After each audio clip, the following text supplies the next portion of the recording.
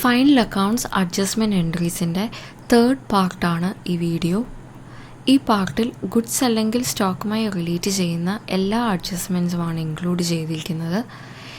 Time കളയാതെ ഏതൊക്കെ adjustments ആണെന്ന് നോക്കാം.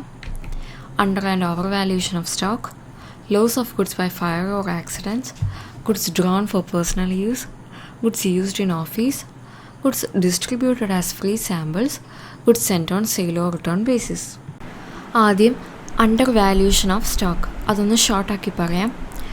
ഒരു പെർട്ടിക്കുലർ ഇയറിൽ ക്ലോസിംഗ് സ്റ്റോക്ക് അണ്ടർ വാല്യൂഡ് ആണെങ്കിൽ, അതായത് ശരിക്കുള്ള വാല്യൂവിനേക്കാളും കുറച്ചാണ് കാണിച്ചിരിക്കുന്നതെങ്കിൽ, ആ ഇയറിലെ പ്രോഫിറ്റും ബാലൻസ് ഷീറ്റിൽ കാണിച്ചിരിക്കുന്ന ക്യാപിറ്റലും അത്രയും തന്നെ കുറവായിരിക്കും. ഒരു വർഷത്തെ ക്ലോസിംഗ് സ്റ്റോക്കാണ് നെക്സ്റ്റ് ഇയറിൽ ഓപ്പണിംഗ് സ്റ്റോക്കായി വരുന്നത്. സോ അടുത്ത വർഷത്തെ ഓപ്പണിംഗ് സ്റ്റോക്കിൽ ആ അണ്ടർ വാല്യൂഡ് ഫിഗർ അഡ്ജസ്റ്റ് ചെയ്യുകയാണെങ്കിൽ ആക്ച്വൽ പ്രോഫിറ്റും ആക്ച്വൽ ക്യാപിറ്റലും കിട്ടും. എത്രയാണ് കുറച്ച് കാണിച്ചിരിക്കുന്നത്, അതായത് അണ്ടർ വാല്യൂഡ് ഫിഗർ എത്രയാണ് എന്നറിയാമെന്നുണ്ടെങ്കിൽ നമുക്ക് ഓപ്പണിംഗ് സ്റ്റോക്കിലും ക്യാപിറ്റലിലും അത് ആഡ് ചെയ്യാം. പക്ഷെ പൊതുവെ പ്രോബ്ലംസിൽ അണ്ടർ വാല്യൂഡ് ഫിഗർ തരില്ല. പകരം എത്ര പെർസെൻറ്റേജാണ് under valued or under cast എന്ന് തന്നിട്ടുണ്ടാകും. ഈ കാണിച്ചിരിക്കുന്ന ഫോർമുല യൂസ് ചെയ്ത് നമുക്ക് under valuation or under cast എത്രയാണെന്ന് കണ്ടുപിടിക്കാൻ പറ്റും. Undercast in stock equals given stock amount into rate divided by 100 minus rate. Trial ബാലൻസിൽ ഓപ്പണിംഗ് സ്റ്റോക്കിൻ്റെ എമൗണ്ട് എത്രയാണോ തന്നിരിക്കുന്നത് അത് ഇൻറ്റു എത്ര പെർസെൻറ്റേജ് ആണോ അണ്ടർ വാല്യൂഷൻ വന്നിരിക്കുന്നത് ആ rate divided by 100 minus rate. ഒരു എക്സാമ്പിൾ വെച്ച് നോക്കാം. Stock equals 9,000 and stock is undercast by 10%. അപ്പോൾ അണ്ടർകാസ്റ്റ് ഇൻ സ്റ്റോക്ക് എന്ന് പറയുന്നത് സ്റ്റോക്കിൻ്റെ എമൗണ്ട് എടുക്കുക 9,000 ഇൻറ്റു 10% ആണ് അണ്ടർകാസ്റ്റ് വന്നിരിക്കുന്നത്. അപ്പോൾ ആ റേറ്റ് എടുക്കുക 10 divided by 100 minus 10 which is equal to 1000. അണ്ടർകാസ്റ്റിൻ്റെ എമൗണ്ട് എങ്ങനെയാണ് കണ്ടുപിടിക്കുന്നതെന്ന് മനസ്സിലായല്ലോ. അപ്പോൾ അണ്ടർ വാല്യൂഡ് ഫിഗർ കിട്ടിക്കഴിഞ്ഞാൽ ഓപ്പണിംഗ് സ്റ്റോക്കിൻ്റെ കൂടെ അത് ആഡ് ചെയ്യണം, ബാലൻസ് ഷീറ്റിൽ ക്യാപിറ്റലിൻ്റെ കൂടെ അത് ആഡ് ചെയ്യണം. അത് കാണിച്ചു തരാം. ട്രേഡിംഗ് അക്കൗണ്ടിൽ ഓപ്പണിംഗ് സ്റ്റോക്ക് എന്ന് പറഞ്ഞ് 9,000 റുപ്പീസ് കാണിച്ചു. അതിൻ്റെ കൂടെ അണ്ടർകാസ്റ്റിൻ്റെ എമൗണ്ട് ആയ 1000 ആഡ് ചെയ്തു. ബാലൻസ് ഷീറ്റിൽ ക്യാപിറ്റലിൻ്റെ എമൗണ്ട് എത്രയാണെന്ന് വെച്ചാൽ അതിൻ്റെ കൂടെ അണ്ടർകാസ്റ്റിൻ്റെ എമൗണ്ടും കൂടെ ആഡ് ചെയ്യുക. ഇനി അടുത്തത് ഓവർ വാല്യൂഷൻ ഓഫ് സ്റ്റോക്ക്. ശരിക്കുള്ള വാല്യൂവിനേക്കാളും ചിലപ്പോൾ കൂട്ടിയായിരിക്കും സ്റ്റോക്കിൻ്റെ വാല്യൂ കാണിച്ചിരിക്കുന്നത്. അതിനാണ് ഓവർ വാല്യൂഷൻ ഓഫ് സ്റ്റോക്ക് എന്ന് പറയുന്നത്. ഓവർകാസ്റ്റ് ഇൻ സ്റ്റോക്ക് കണ്ടുപിടിക്കുന്നത് given stock amount into rate divided by 100 plus rate എന്ന ഫോർമുല യൂസ് ചെയ്തിട്ടാണ്. ഓവർ വാല്യൂവേഷൻ വരുമ്പോൾ 100 പ്ലസ് റേറ്റ്, അണ്ടർ വാല്യൂവേഷൻ വരുമ്പം 100 മൈനസ് റേറ്റ് എന്ന് ഡിനോമിനേറ്ററിൽ വരണം. അത്രേ ഉള്ളൂ ഡിഫറൻസ്. എക്സാമ്പിൾ നോക്കാം. Stock equals 44,000 and stock is overcast by 10%.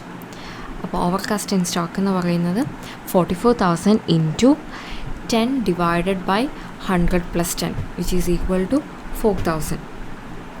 Over valued figure കിട്ടിക്കഴിഞ്ഞാൽ ഓപ്പണിംഗ് സ്റ്റോക്കിൽ നിന്നും അത് കുറച്ച് കാണിക്കണം, ബാലൻസ് ഷീറ്റ് ക്യാപിറ്റലിൽ നിന്നും അത് കുറച്ച് കാണിക്കണം.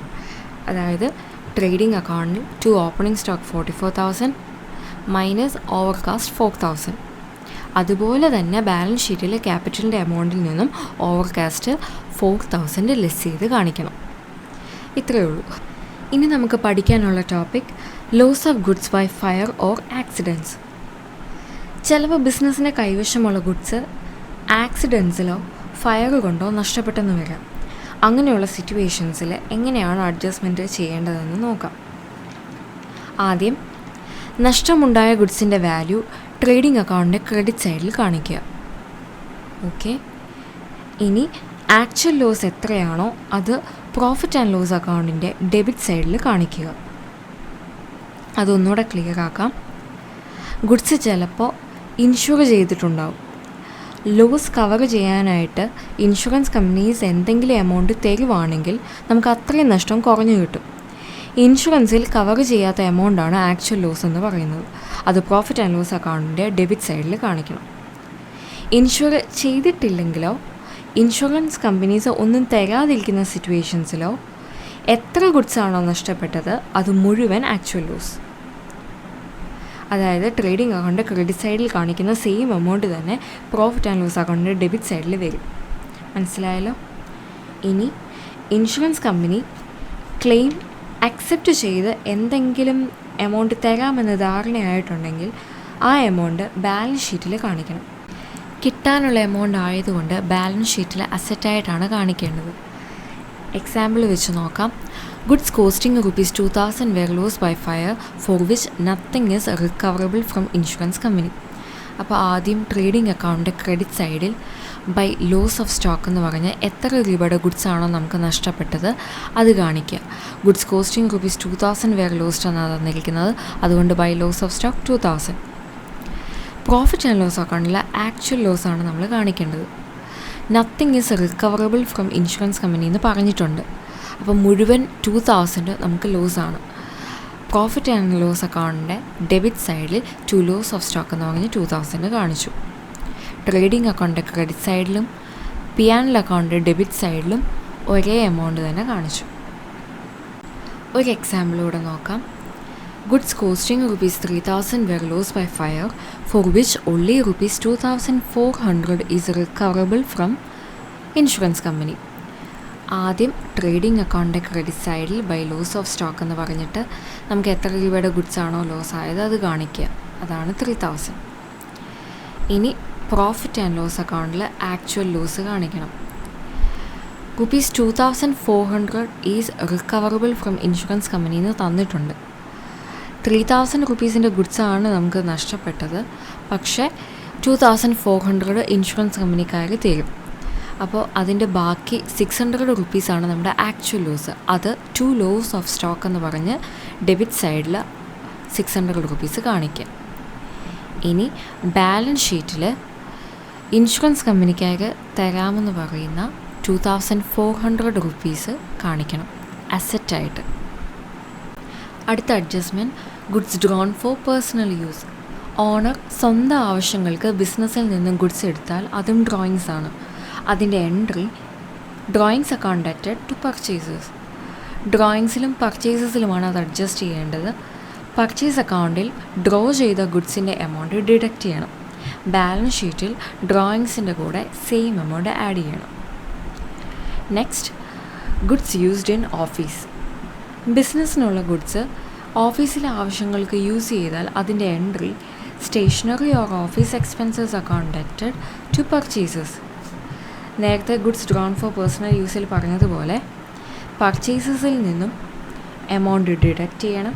അതുപോലെ ഓഫീസ് എക്സ്പെൻസസിൻ്റെയോ സ്റ്റേഷനറി എക്സ്പെൻസസിൻ്റെയോ കൂടെ സെയിം എമൗണ്ട് ആഡ് ചെയ്യണം. ഇനി goods distributed as free samples. Sales പ്രൊമോഷൻ്റെ ഭാഗമായി കസ്റ്റമേഴ്സിന് ചിലപ്പോൾ ഫ്രീ സാമ്പിൾസ് കൊടുക്കാം. അഡ്വർടൈസ്മെൻറ്റ് രീതിയായിട്ടാണ് ഫ്രീ സാമ്പിൾസ് അല്ലെങ്കിൽ ഗ്രാറ്റിസ് കൊടുക്കുന്നത്. Journal entry goods send as free samples account added to purchases or advertisement account added to purchases. എങ്ങനെയാണ് അഡ്ജസ്റ്റ് ചെയ്യേണ്ടതെന്ന് വെച്ചാൽ ഫ്രീ സാമ്പിൾസായി കൊടുത്ത ഗുഡ്സിൻ്റെ എമൗണ്ട് പർച്ചേസ് അക്കൗണ്ടിൽ നിന്നും കുറച്ച് കാണിക്കണം. പിന്നെ P&L അക്കൗണ്ട് ഡെബിറ്റ് സൈഡിലും അഡ്വർടൈസ്മെൻ്റ് ആയിട്ടോ മറ്റോ സെയിം എമൗണ്ട് കാണിക്കണം. Last adjustment goods send on sale or return basis. അതെന്താണെന്ന് പറയാം. സോൾ ട്രേഡർ കസ്റ്റമേഴ്സിന് ഗുഡ്സ് സെൻഡ് ചെയ്യും. ആ കസ്റ്റമേഴ്സിന് വേണമെങ്കിൽ ഗുഡ്സ് വാങ്ങാം, അല്ലെങ്കിൽ റിട്ടേൺ ചെയ്യാം. കസ്റ്റമേഴ്സ് എപ്പോഴാണോ ഗുഡ്സ് അപ്രൂവ് ചെയ്ത് വാങ്ങാമെന്ന് അറിയിക്കുന്നത് അപ്പോൾ മാത്രമായിരിക്കും സെയിലായിട്ട് കണക്കാക്കുക. എഗ്രീഡ് ടൈം പീരീഡിനുള്ളിൽ ഗുഡ്സ് റിട്ടേൺ ചെയ്തില്ലെങ്കിലും സെയിലായി കൺസിഡർ ചെയ്യും. ഫൈനൽ അക്കൗണ്ട്സ് പ്രിപ്പയർ ചെയ്യുമ്പോൾ ഇങ്ങനെ സെൻഡ് ചെയ്ത ഗുഡ്സിൻ്റെ അപ്രൂവൽ കിട്ടാതിരിക്കുകയോ റിട്ടേൺ ആകുകയോ ചെയ്യുന്ന സിറ്റുവേഷൻസിൽ അതിൻ്റെ അഡ്ജസ്റ്റ്മെൻറ്റ് ചെയ്യണം. അങ്ങനെ സെൻഡ് ചെയ്ത ഗുഡ്സിനെ സെയിലായിട്ട് കൺസിഡർ ചെയ്തു പോയെങ്കിൽ അതിൻ്റെ അഡ്ജസ്റ്റ്മെൻറ്റ് എങ്ങനെയാണ് വരുന്നതെന്ന് പറയാം. സെയിൽസിൽ നിന്നും ഡെറ്റേഴ്സിൽ നിന്നും ആ സെയിൽസ് വാല്യൂ ഡിഡക്റ്റ് ചെയ്യണം. പിന്നെ ട്രേഡിംഗ് അക്കൗണ്ടിലും ബാലൻസ് ഷീറ്റിലും ക്ലോസിംഗ് സ്റ്റോക്കിൻ്റെ കൂടെ സെയിലായി പോകാത്ത ഈ ഗുഡ്സിൻ്റെ വാല്യൂ കൂടെ ആഡ് ചെയ്യണം. അപ്പോൾ 3 വീഡിയോകളിലായിട്ട് എല്ലാ അഡ്ജസ്റ്റ്മെൻറ്റ്സും പറഞ്ഞു കഴിഞ്ഞു. Thank you all.